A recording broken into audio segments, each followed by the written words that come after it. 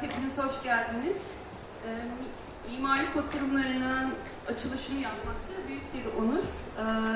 İlk önce başında parçası olduğum bu organizasyon ekibinin daha sonra İstanbul'a taşınmama rağmen beni dahil edip davet etmesi beni gerçekten onurlandırdı. Hepinize çok teşekkür ediyorum. Sunumum İngilizce olacak. Simultane çeviri zaten konumuz için almışsınızdır diye tahmin ediyorum. Dolayısıyla benden itibaren İngilizce başlayacak ve devam edecek sunumlar.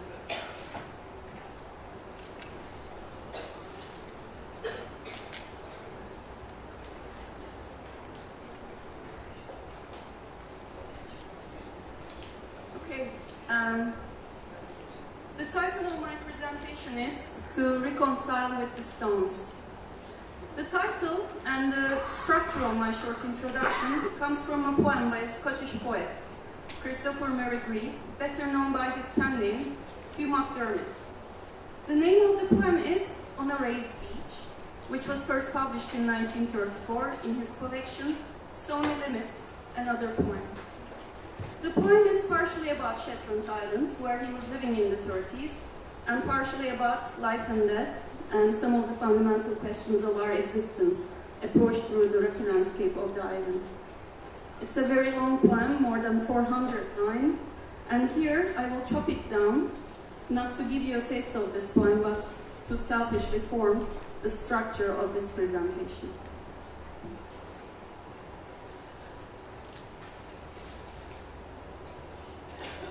We must be humble. We are so easily baffled by appearances, and do not realize that these stones are one with the stars. It makes no difference to them whether they are high or low, mountain peak or ocean floor, palace or pigsty. There are plenty of ruined buildings in the world, but no ruined stones. Stone probably is one of the, if not the oldest building material in the world. The sheer presence of rocks in nature, one that is powerful, beautiful, and monumental, has found its reflection in the built environment over the centuries, in marking the land for congregational and ritualistic purposes, in constructing dwellings that will stand strong against the force of nature, and in raising monumental structures to demonstrate the glory of the powerful to the subjects and to the rivals and to the heavens. At times, the construction of the structures lasted for decades, from the quarrying of the stone to its transportation, its carving to its placement. The process posed many challenges. Challenges of physical capacity, economy, and time. Buildings of such scale were there to astonish, were there to last. Maybe in ruins, they did last for centuries. All through the centuries, stone was an important material, both structurally and aesthetically. In the urban examples, the uses were finer, and their finesse was achieved through impeccable craftsmanship that did not only take a lot of time, but also money. These were generally structures of symbolic importance, civic or private, but almost always a status symbol, a symbol of power. Depending on the availability of local stones, rural vernacular uses were more practical. They were rougher, required less finesse, sometimes were quaint or picturesque, but almost always a good match for the climate and terrain they were placed in. With the development of modern construction systems, especially of the reinforced concrete skeleton frame, the role of the stone rapidly changed in architecture. Separation, and at times so-called freeing of a building's facade from its structural system, brought an end to the reign of stone as a preferred load-bearing material. The discourse that favored such sidelining, praised lightness in structures and materials, presented the possibilities for transparency and open plan as more democratic and economic options that placed architecture in the service of the masses. This didn't necessarily point to a fall from grace for stone, since it continued to be used in many designs, both in the interior and exterior, maybe not structurally, but visually, spatially, to convey refined taste and or to communicate power. Part 2. What happens to us is irrelevant towards geology, but what happens to the world's geology is not irrelevant to us. We must reconcile ourselves to the stones, not the stones to us. If we follow the terminology popularized by Nobel laureate scientist Paul Crutzen, we are living in the times of Anthropocene. This geologic time period is marked by the human influenced geologic indicators. Today, the global extent of our actions have reached an alarming level. From the sourcing of raw materials to the construction of a building, from inhabiting and using that building to its final demolishment, building and construction industry is a major source of CO2 emissions in the world. In fact, running buildings alone account for 40 to 45% of CO2 emissions in developed countries. Considering this, it is absolutely necessary to reconsider the way we extract, use, and discard materials.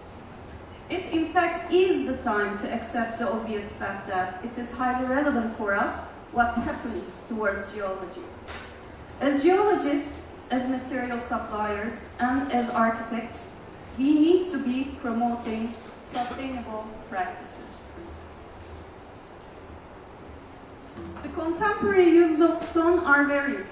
Today, majority of what we can call as urban vernacular examples use stone mainly for cladding.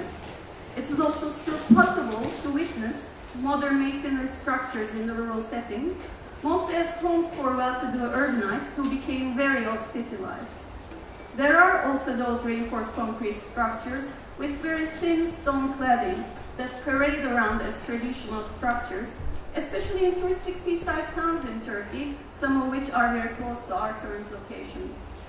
In such cases, facade is mainly there for image making, a maker of the country style, a poor signifier of a past idyllic life, like it was never lived. Such uses of stone hides behind excuses of economy, lightness of structure, and the lack of craftsmanship. When we consider the environmentally harmful effects of quarrying stone, we need to be more measured in how and for what we use it. We also need to face another reality regarding stone: deserted stone quarries. What happens to a quarry after mining is suspended? Does it continue to sit there like a huge scar on the landscape? What are the ways to rehabilitate the landscape, or at least any strategies for adaptive reuse? There are not many examples, like the ancient quarries of Dionysus in Greece, where the scarred landscape was given a new life, a total recovery. Nearly 20 years after the suspension of mining in the quarry, landscape architects Kozuki and landscape architect and sculptor Golanda turned the site into an open-air museum with minimum touches possible. The result is quite poetic. It's time to re-evaluate the prevailing habits in design and in construction.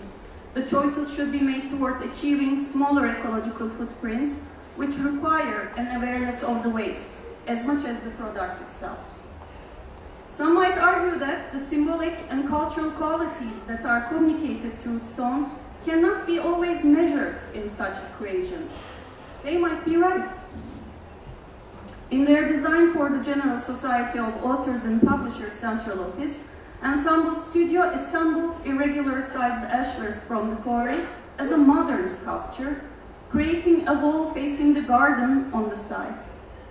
Framing a rather public passageway, this facade also formed a fitting gesture to the historic site of Santiago de Compostela.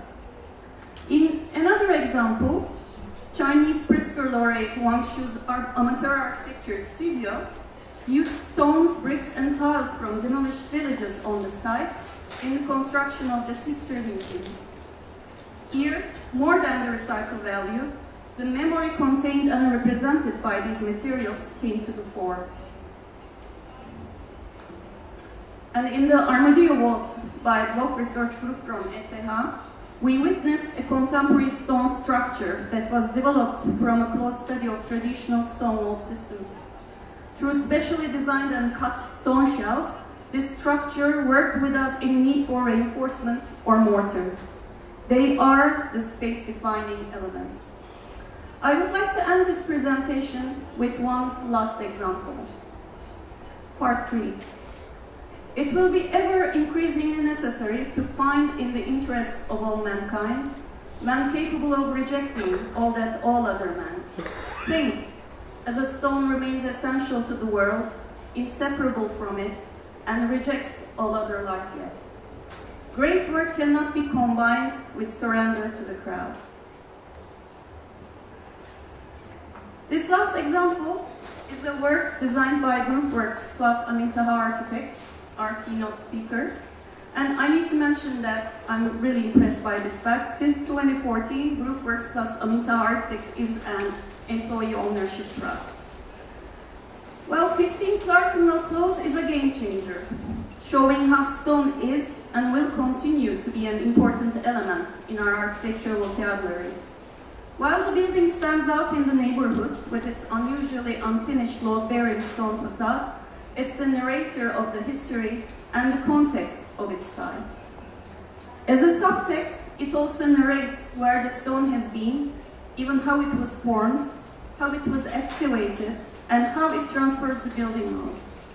The architectural gestures in every scale are unified, not for the sake of creating a style, but to communicate the uniqueness of being in that place, in that specific time.